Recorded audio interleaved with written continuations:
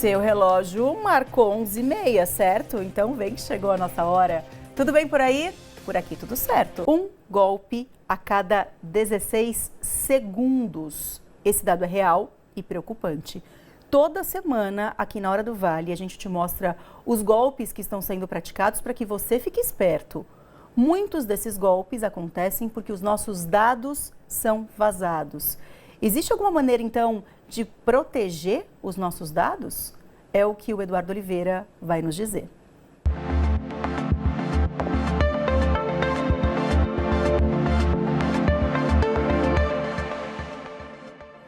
E ele já chegou para mais uma semana de informações. Bem-vindo, tudo bem? Muito bom dia. Bom dia. Chegamos, não é? Para falar sobre esse assunto que toda a semana ele mexe conosco, Exatamente. Né? A gente fala toda semana e se deixar todos os dias, a gente tem algum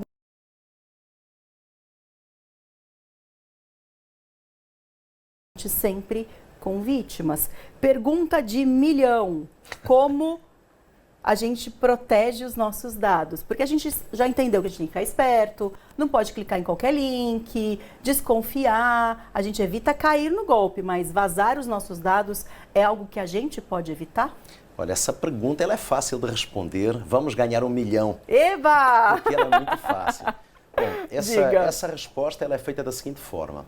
Se nós olharmos para pessoas físicas em primeiro lugar, então como você evita essa utilização sem o seu consentimento dos seus dados pessoais? Resista a fornecer os seus dados pessoais. Existe aqui um excesso que normalmente as empresas, quando não estão devidamente adequadas à Lei Geral de Proteção de Dados, que essa é a lei, elas acabam por solicitar os seus dados por excesso. Ou seja, a finalidade a qual a coleta de dados deve ser feita, ela acaba por ser muito maior. E aí os seus dados, por exemplo, na maioria das vezes a sua data de nascimento não é necessária para um cadastro. Mas aparece lá essa necessidade de preencher a data de nascimento. Senão, nós não conseguimos avançar. Isso. Depois, tem filhos. Bom, essa pergunta, essa informação, normalmente ela não tem nenhuma validade para aquele cadastro. Se eu não coloco quantos filhos eu tenho, eu não posso avançar. Então, nós dizemos que a maioria dos cadastros hoje que existem na internet ou fora deles, eles acabam por ser em demasia, acabam por extrapolar a finalidade. E por isso, a melhor forma é resista para você dar os seus dados para alguém, para que você possa fornecer essa necessidade, que às vezes é uma obrigação, mas resista nesse campo grande que é os seus dados pessoais apenas para aquela finalidade. Bom, se nós olharmos então para as empresas, que é a outra parte que coleta os nossos dados, exatamente a mesma coisa. As empresas elas precisam de saber coletar os dados com a finalidade certa, sem extrapolar aquilo que é o nosso consentimento. Então, de um lado, nós temos o quê? Nós temos pessoas físicas titulares, que precisam de resistir a quando são solicitados os seus dados, em vários estabelecimentos ou então na internet. Do outro lado, nós temos empresas que elas não sabem ainda como devem coletar os seus dados. Só que as empresas elas têm outras obrigações.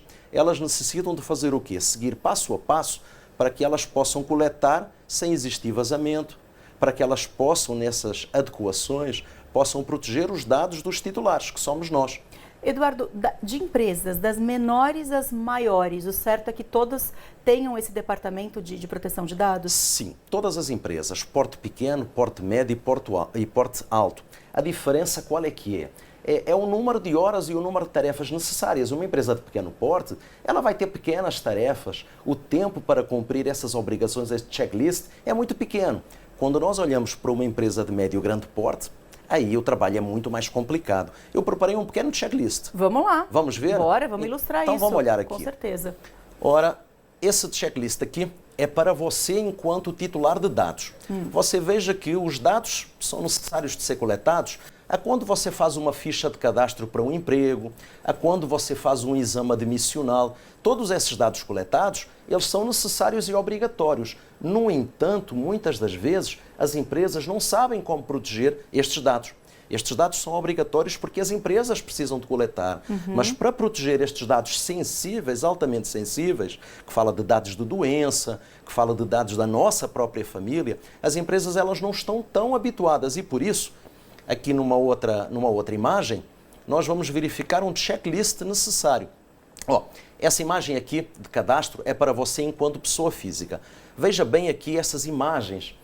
Quando nós vamos a qualquer estabelecimento comercial, por exemplo, que no final preencha aqui o seu cadastro, ou quando nós entramos na internet num qualquer site, preencha aqui o seu cadastro. E você precisa ter cuidado, porque veja aqui um cadastro, não vou nem falar a marca que todos nós conheceríamos, mas num cadastro simples pedem data de nascimento, Marcela, se tem filhos, estado civil, profissão, endereço completo. Então essa desproporcionalidade que é pedida, ela é muito grande, está errado. Então você não forneça todas essas informações, que senão os seus dados podem ir parar nas mãos de qualquer pessoa. Numa outra imagem, nós vamos verificar agora sim o checklist.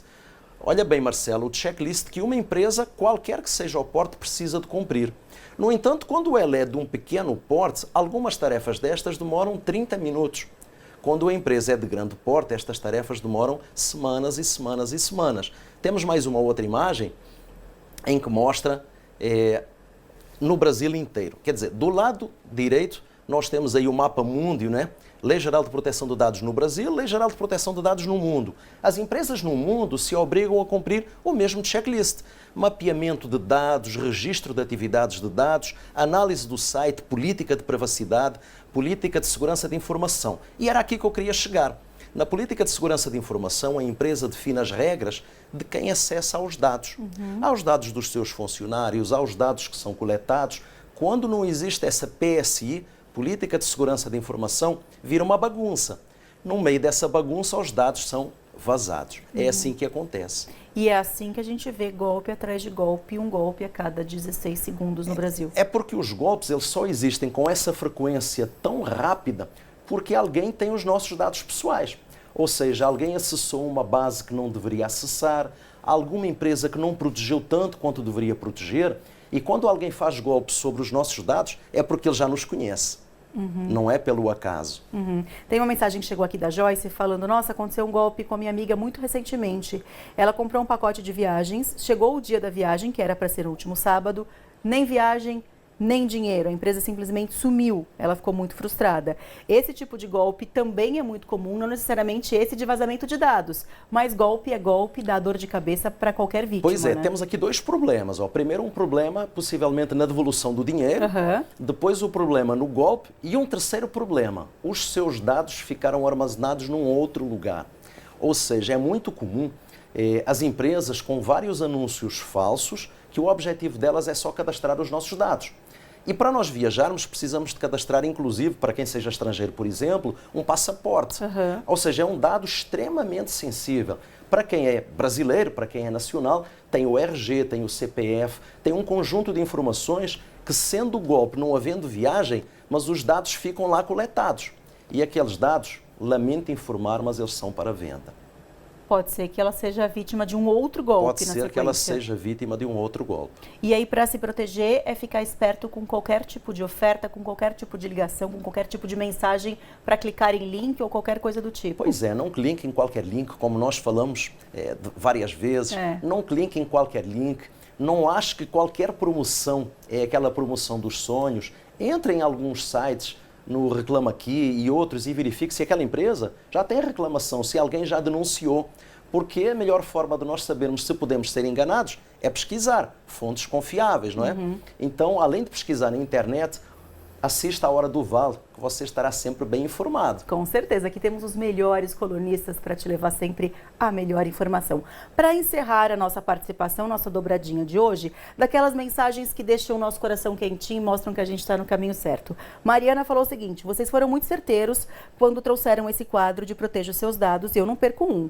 Toda semana uma surpresa diferente, o que mais se fala atualmente é em golpe. Obrigada por nos ensinar e nos ajudar a nos proteger. Ah, que maravilha, muito obrigado. Obrigada, Mariana. A importância é grande e essa importância e essa informação é aqui. Com certeza. O original é aqui. Tem algumas pessoas tentando aplicar um golpe, copiando o nosso quadro. Mas o original é aqui. É aqui. Não acredite em fakes. Aqui é o original, aqui certo? É o original. Aqui tiramos todas as suas dúvidas. Eduardo, obrigada. Até Obrigado, semana que vem. Marcela. Até a semana que vem. Proteja seus dados.